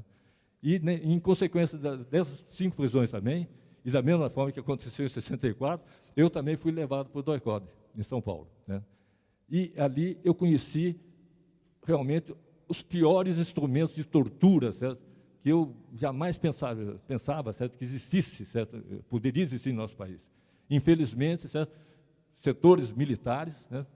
Setores militares haviam, certo, aprendido principalmente no Canal do Panamá, certo? Onde existia uma base, certo, de formação, certo, de interrogadores, e se ensinava a esse pessoal os instrumentos realmente de tortura que eles usavam, certo, na guerra do Vietnã, em todas essas guerras, certo, que ocorriam no mundo, certo, promovida principalmente pelos Estados Unidos, no tempo da Guerra Fria, principalmente, que não era fria, era uma guerra quente, né? E eles trouxeram para o Brasil todo esse instrumental, certo, de tortura, né? E o DOI-CODE era o centro de repressão e de tortura. Ali eu conheci o que era um dos instrumentos mais terríveis da tortura, que era a cadeira do dragão. A cadeira do dragão, a Amélia falou aqui do pau de arara. O pau de arara, realmente, é uma criação brasileira, certo? Mas de delegacia de polícia, certo? E o pau de arara geralmente, e sempre teve realmente a tortura para presos comuns, certo? Sempre existiu no país, certo? E nós precisamos combater isso também, certo? Mesmo presos comuns não devem e não podem ser torturados, é contra a pessoa humana, certo? Mas o pau de arara realmente é um instrumento, certo, de tortura, certo, comum, que se conhecia, certo, nas delegacias de polícia. Mas a cadeira do dragão, realmente, era uma cadeira, certo, revestida metalicamente, certo? De metal, né? E em que a pessoa era colocada nua, amarrada nessa cadeira, e passava a dar choques elétricos. Choques elétricos, né? Evidentemente que não fechava o positivo e o negativo, quer dizer, então não era um choque, certo, que pudesse matar a pessoa assim, né? Poderia matar, realmente, se essa pessoa tivesse algum problema com relação a isso. Não matava, mas você subia da cadeira, certo? Quando dava o choque, você subia, certo? E todos encapuçados, certo? A gente não via quem que estava torturando a gente, certo? Quem que estava torturando a gente. E muitas vezes levavam presos, certo? Políticos do DOI-CODE para acionar as manivelas do choque elétrico, para realmente, porque a questão deles não era nem buscar informações, certo? Porque, diante disso, eles poderiam colocar qualquer informação que qualquer um assinaria lá, certo? Mas o problema deles era realmente transformar uma pessoa humana num animal irracional, certo? Quer dizer, era uma luta, certo? É uma luta, porque essas pessoas que faziam isso não eram pessoas normais, né? Não eram pessoas normais, né? Eram pessoas que deveriam estar no manicômio, no mínimo, né? E não realmente promovendo essa ação contra seres humanos. Quer dizer, então, ali passei os 9 piores dias da minha vida, né? Eu entrei num domingo, à noitinha eu estava chegando lá no DOI-CODE, certo? Quando começou a tortura com aquele chamado de pimentinha, que era um choque, certo? Num aparelho em que você segurava nas 2 pontas, eles ligavam isso aí, davam o choque, certo? Em você, certo? E sempre acompanhado também de paulada, certo? Por exemplo, eu levei telefone, certo? Que é você pegar as 2 mãos e bater nos ouvidos, certo? E quando eles deram um telefone, eu estava na cadeira do dragão, quando eles deram um telefone, certo? Deu um zumbido no meu ouvido, certo? E prontamente os tímpanos do meu ouvido direito, eles estouraram, certo? E correu realmente um líquido, certo? Um líquido, certo? E eu tive aquela sensação, certo? De um ruído, certo? Muito forte, certo? Até hoje, eu tenho uma redução auditiva, né? De 30% a 40%, né? E um zumbido, certo? Que à noite, certo? Quando está o silêncio absoluto, eu quase não consigo dormir se eu não tiver um rádio ligado, certo? Um disco tocando, certo? Além, evidentemente, de terem me quebrado os dentes da frente, certo? Me quebraram os dentes da frente, né? Isso tudo, eu, depois que saí, comprovei isso tudo e com documentos que atestam essa situação que eu saí de lá. E eu fui preso no domingo. Na quarta-feira, porque o DOI-CODE eram 3 turmas de torturadores, né? 3 turmas, e rodando 24 horas. Na quarta-feira, essa mesma turma, do domingo, acabou me pegando novamente, né? Mas eu já estava arrasado, quer dizer, eu não conseguia me levantar, então eu era arrastado, né? Mas um deles ainda me pisou nas costas, certo? E eu peguei no arquivo público do Estado, consegui pegar as fichas dos interrogatórios deles, certo? E nessa quarta-feira está lá escrito, né? Nós precisamos esperar ele melhorar de saúde, certo? Porque nós precisamos obter dele mais informações, certo? Porque o que ele disse é extremamente insuficiente, certo? Para o que nós estamos pretendendo, porque eles queriam realmente incriminar os 5 alunos do ITA, certo? Como elementos que estavam, como acabaram, inclusive, incriminando, certo? Os 5 alunos foram, inclusive, condenados, certo? E só muito tempo depois é que conseguiram absolvição, certo? No Superior Tribunal Militar, né? Mas essa mesma turma, né? Essa mesma turma que me pegou no domingo e depois na quarta-feira, no sábado seguinte, foi a turma que interrogou, entre aspas, né, o jornalista Vladimir Herzog. O Vladimir Herzog era o diretor de jornalismo da TV Cultura de São Paulo. TV Cultura de São Paulo. Eles queriam levar, eles foram na noite de sexta-feira para pegá-lo e conseguiram fazer com que eles não levassem o Vladimir Herzog, certo? E que o Vladimir Herzog iria se apresentar no dia seguinte, sábado pela manhã, no DOI-CODE para prestar depoimentos, né? E, de fato, aconteceu. O Vladimir Herzog se apresentou para prestar depoimento, né? Evidente, né? Entendendo que era um depoimento, né? Mas ali, evidentemente, ele pegou essa mesma turma que me pegou no domingo e depois na quarta-feira, certo? No sábado. Certo? E Vladimir Herzog realmente não aguentou a tortura. Né? Morreu torturado no doicó do 2º Exército, o que, inclusive, é reconhecido, né, em sentença de um juiz, certo? Que é natural aqui da nossa vizinha Jacareí, né? O Márcio Moraes, certo? Ele foi o juiz federal, um jovem ainda, certo? Que deu essa sentença atestando realmente que o Estado foi responsável pela morte de Vladimir Herzog. E foi um marco a morte. Para mim, foi a sobrevida, porque, a partir daí, eu era correspondente do jornal Estado de São Paulo, em São José dos Campos, né? O diretor do jornal Estado de São Paulo, Rui Mesquita, e, evidentemente, com informações do presidente do Sindicato de Jornalistas, o Audálio Dantas, da própria Diocese, Dom Paulo Evaristo Arnes, com informações, ele ligou pessoalmente para o ministro da Justiça, que era o Armando Falcão, né, e Rui Mesquita disse ao Armando Falcão, isso eu soube, evidentemente, posterior, olha, se nós temos jornalistas do Estado preso no DOI-CODE, aqui em São Paulo, né, Luiz Paulo Costa, está muito mal, né, foi torturado, está muito mal, se ele morrer no DOI-CODE, né, isso depois da morte do Vladimir Herzog, se ele morrer no DOI-CODE, nós vamos responsabilizar vocês, vamos responsabilizar o governo. Né. Na segunda-feira, após a morte do Vladimir Herzog, que ocorreu no sábado, eles me trouxeram, certo, de veraneio, né, para São José dos Campos, e me deixaram estirado no alpendre da casa da minha sogra, na rua Antônio Sais. Né. Eu queria dizer, né, esse é o relato que eu posso fazer a vocês, né, para que vocês realmente saibam. Né, sabe, nós não queríamos ditadura no país, nós lutamos para que não tivesse ditadura no país. Né. Infelizmente, ela veio, e passamos a lutar contra a ditadura. Né. Passamos a lutar contra a ditadura e derrotamos a ditadura. Né. E nós precisamos conhecer essa história toda, certo? Para que ela nunca mais volte a acontecer no Brasil. Né.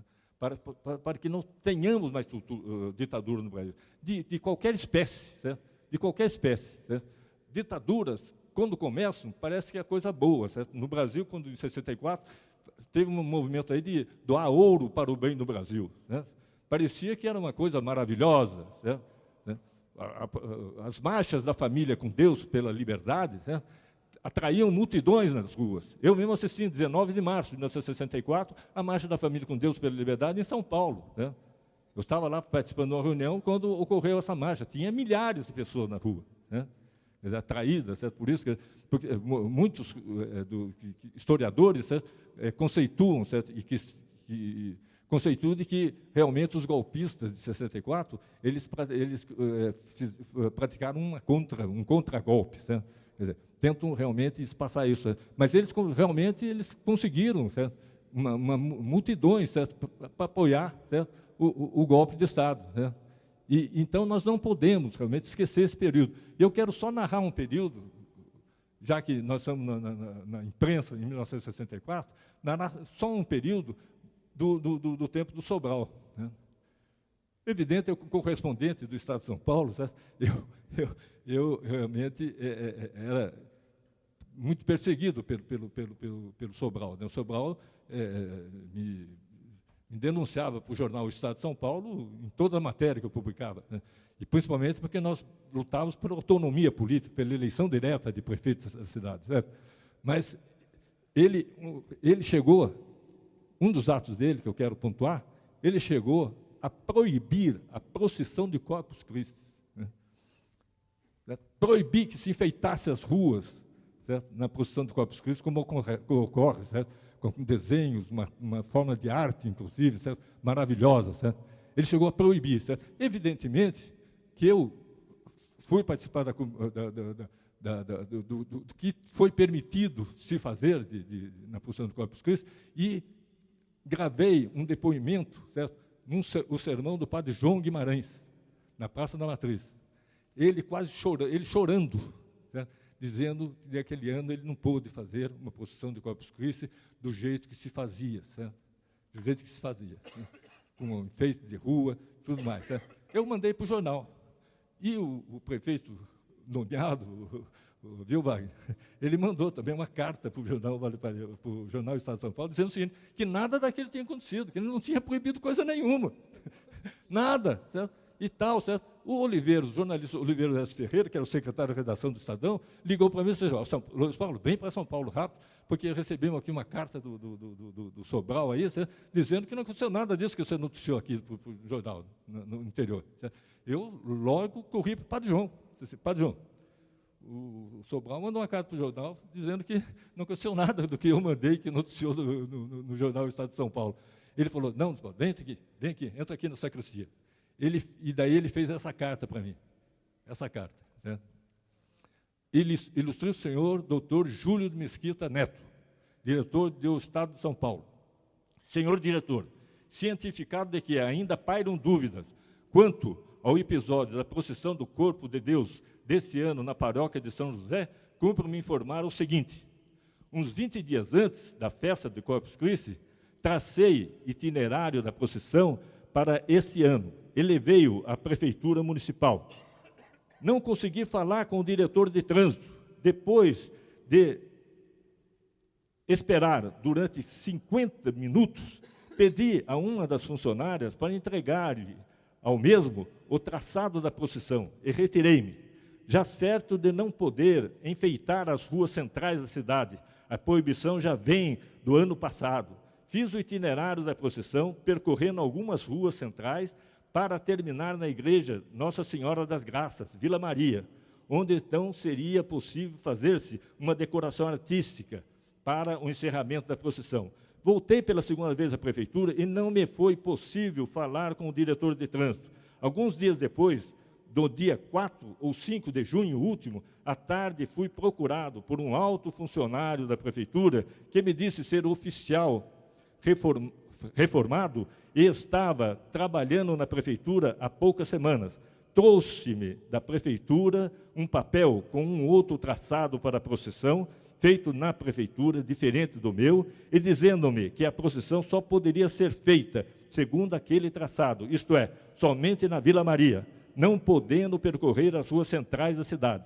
Revoltado, pedi ao emissário municipal o favor de devolver à prefeitura aquele papel, que era para mim uma ordem absurda, como sinal do meu protesto.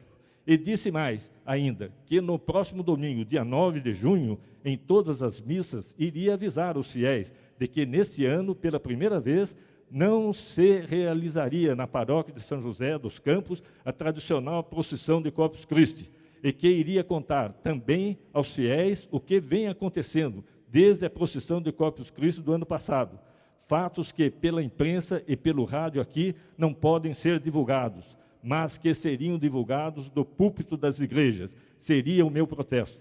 Estava certo de não realizar a procissão, quando no dia 7 de junho, às 21h30, estando trabalhando na sacristia da Igreja Matriz, fui surpreendido com a presença do Dr. Maia, do gabinete do prefeito, e Monsenhor Luiz Cavalheiro, que me vieram propor um novo itinerário, muito curto, e bem contrário daquele traçado por mim. Dias antes, a procissão não podia percorrer as ruas centrais da cidade. Agora não podia terminar na igreja de Nossa Senhora das Graças. Sempre contrariando o meu desejo, insisti para que a procissão seguisse o itinerário por mim proposto para finalizar na igreja Nossa Senhora das Graças. Criaram os ilustres representantes do governo municipal um novo caso. Disseram que a procissão não podia passar na confluência das ruas Siqueira Campos e Francisco Rafael, caminho para Nossa Senhora das Graças, porque isso iria atrapalhar todo o trânsito da cidade. Fiz ver aos mesmos o absurdo de tal afirmação, mas nada adiantou. Insistiram na proibição. Constrangido, aceitei então o pequeno itinerário para que o povo não ficasse sem a procissão. Então disse-me o doutor Maia que às 14 horas seria suspenso o trânsito nas 3 ruas, pedaço de ruas. A procissão seria às 16 horas, portanto, praticamente pouco mais de 1 hora para a ornamentação das ruas. Nisso estava a proibição da ornamentação das ruas. Disseram-me os emissários do governo municipal que para a ornamentação poderia-se usar tapete. Mas por que não suspender o trânsito desde as primeiras horas da manhã, como até o ano atrasado de 629?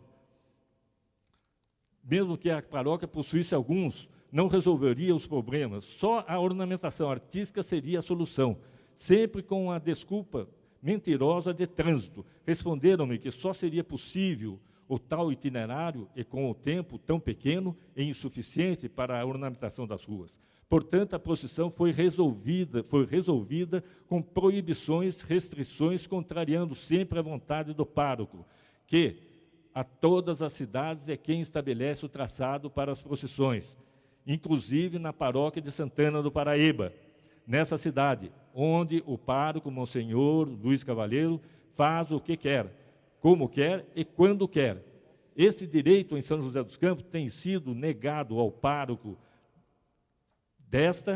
desde Corpus Christi do ano passado, como ainda na última Semana Santa, com a proibição da passagem da procissão do Senhor Morto na Sexta-feira Santa, no período das 23 às 24 horas, pela Praça João Mendes e Rua 15 de Novembro, porque iria perturbar o trânsito da cidade, que transita das 23, que trânsito, aliás, ele perguntava, o padre João, que trânsito das 23 às 24 horas? A cidade era pequena, a cidade não tinha trânsito nesse período.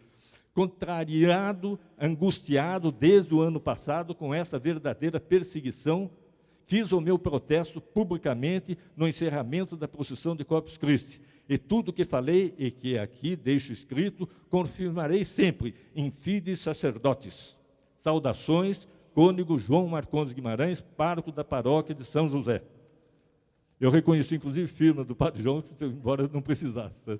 E esse ofício foi enviado, eu entreguei em mãos do Oliveira José Ferreira, e saiu, no domingo saiu a carta do Sobral, né, a carta do Sobral, dizendo que era tudo mentira, e embaixo, certo, essa carta do pároco de São José dos Campos, João Marcondes Guimarães.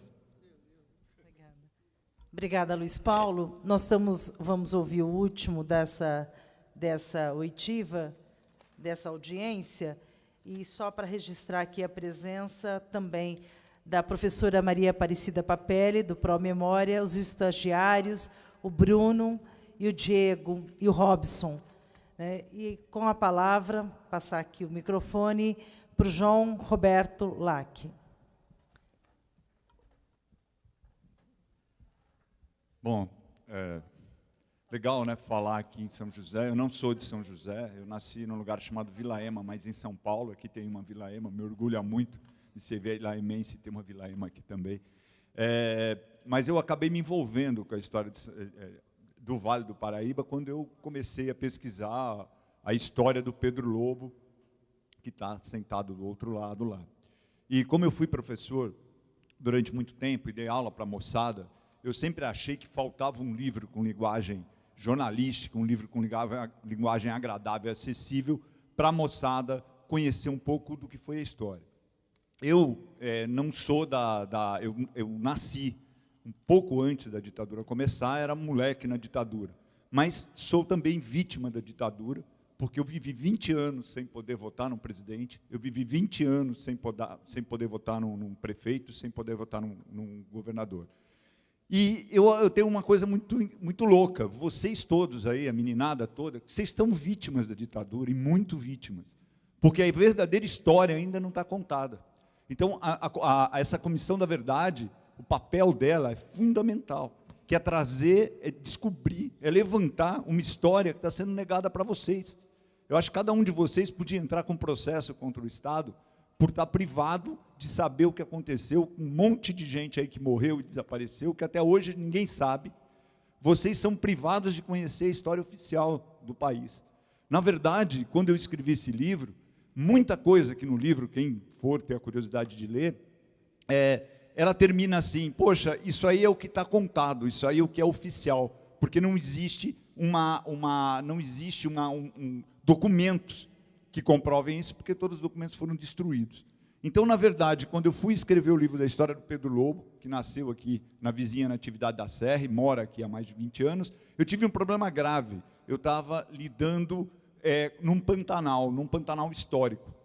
Por quê? Porque a gente não tem até hoje o direito de saber o que aconteceu nesse período.